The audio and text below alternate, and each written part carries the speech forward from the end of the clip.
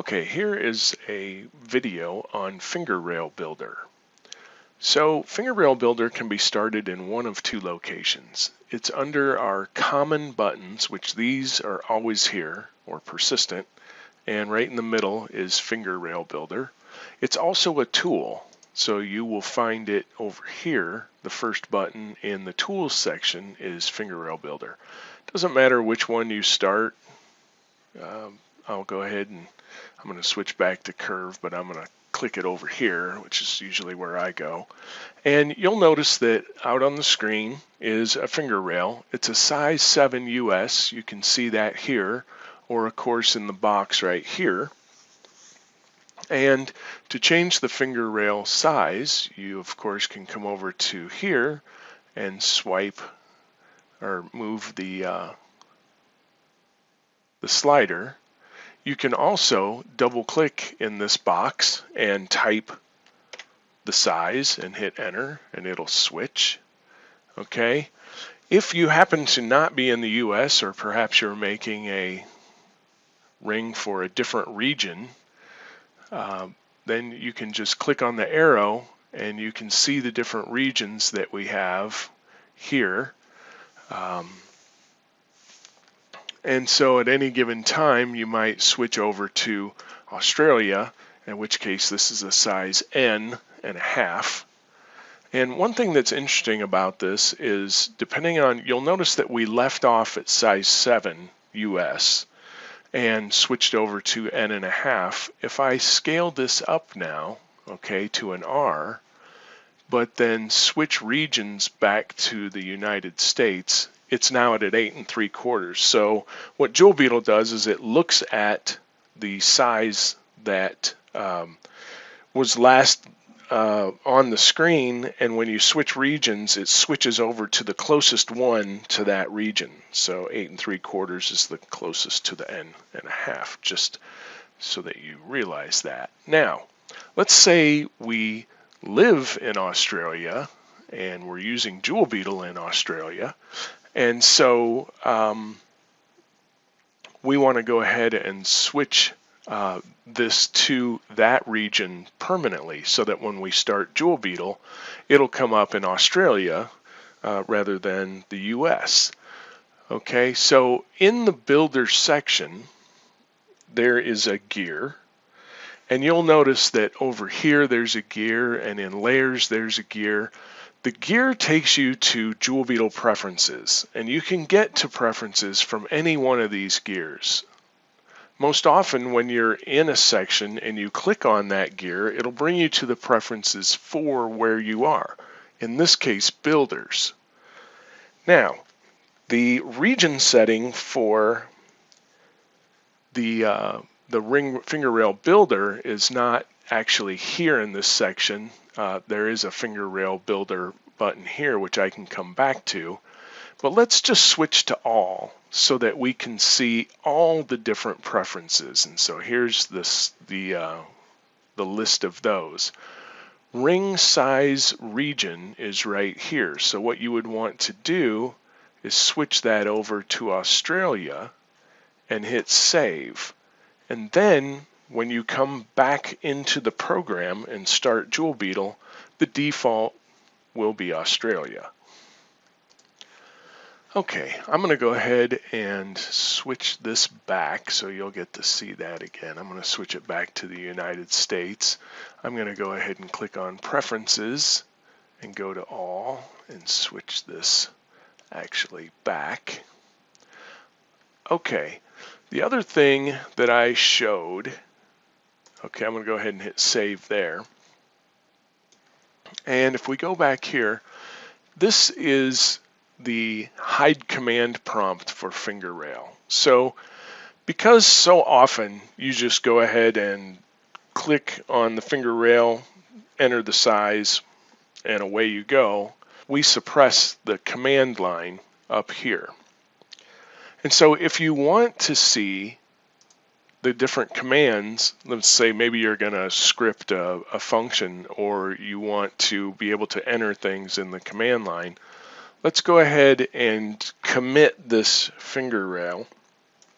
And so to do that, in Joule Beetle, once you have the ring rail the size you want it, you go ahead and hit enter, and that is now loaded to the viewport, and it's an actual curve, and it's our finger rail. Okay, let's go ahead and delete that, and let's run the builder again. And now you can see that the region is the US, and draw mode, unit of measure, and so on. So there's the command line. And so just to cut down on the clutter at times, I usually go ahead and run the builder with that off. And so let's go ahead and hit escape, and we'll run the builder again, and you can see that there's nothing up here. We just slide it and away we go. Okay, the next section of this builder is the advanced section, okay, and that's indicated by this downward pointing arrow. If I click that, then this exposes some more advanced settings. By default, we use a simple rail as far as how it's constructed, okay, so let's leave this on simple, okay, and let's hit enter. And then if we look here by clicking F10, or the command would be points on, okay?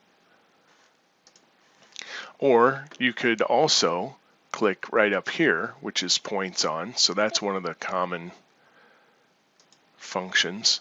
You'll see that there are 8 points on this, so they're evenly spaced, north, south, east, and west, and then every 45 degrees. And so this is a good starting place for a simple ring rail.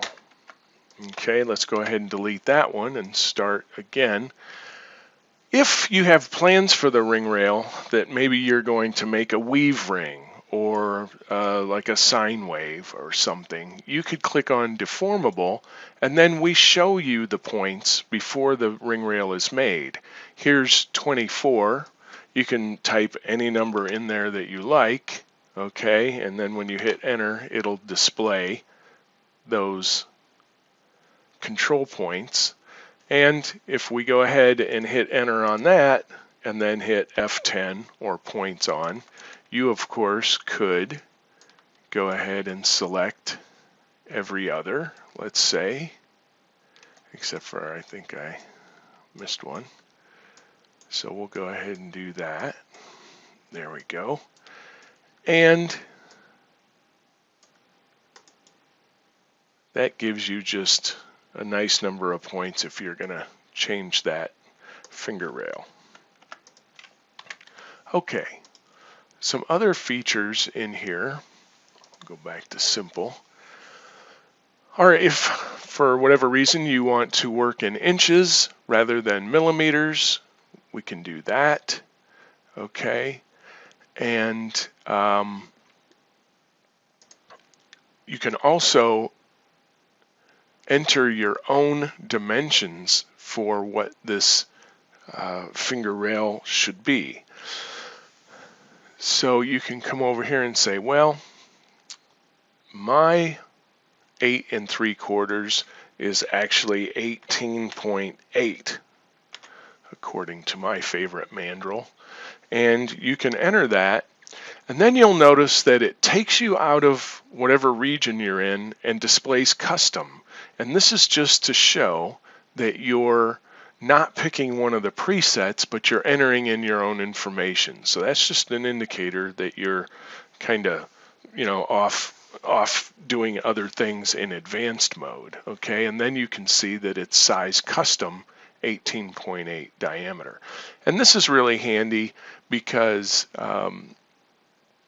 if we go ahead and switch this back to the United States, okay, and then we slide this up, you'll notice that we go to a size 16. Well, if somebody comes in and is maybe, has a size 20 ring, however big that would be, I'm just going to type 27 here and hit enter. Then you see we're in custom 27 millimeters, and there you go.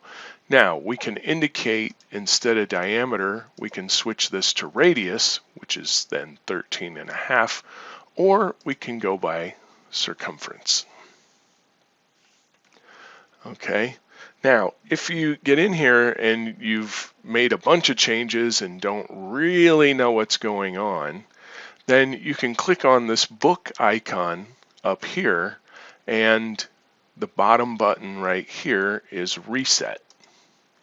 Okay, and it'll put it back into your region of choice and back to the default, which we default to size 7, and there you can see that everything is back the way it was. So that's how the advanced section works, and the reset button. And again, to actually load that curve into the viewport, you just hit enter. All right.